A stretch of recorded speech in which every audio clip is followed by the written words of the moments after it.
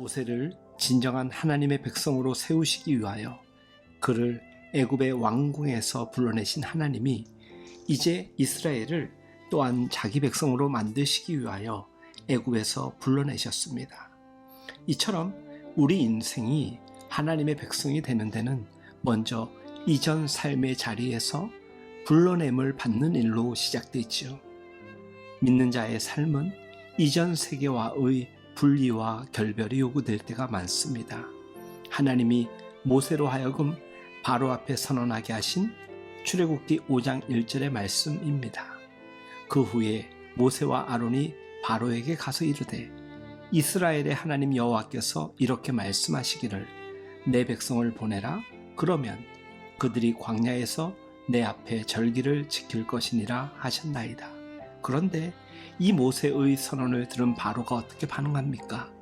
바로가 이르되 여호와가 누구이기에 내가 그의 목소리를 듣고 이스라엘을 보내겠느냐?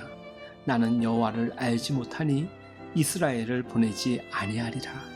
어쩜 이것은 사실 굉장히 당연한 반응입니다. 바로에게는 여호와라고 하는 신이 생소할 수밖에 없습니다.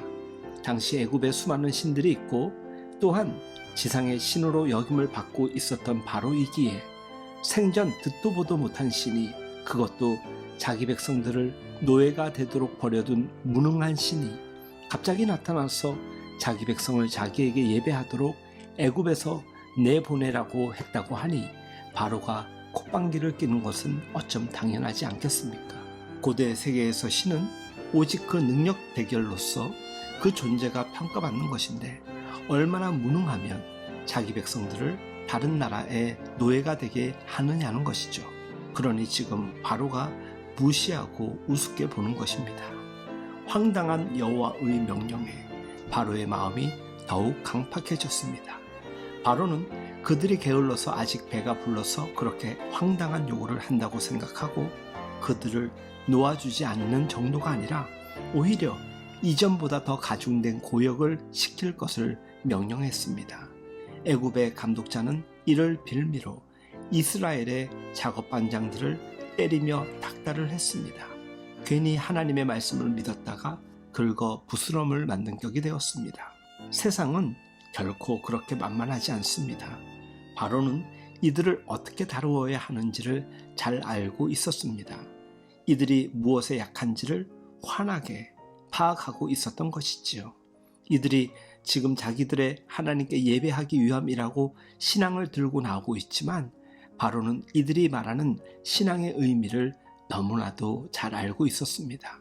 주 안에서 사랑하는 여러분, 세상은 오늘 그리스도인들의 약점을 너무나도 잘 알고 있습니다.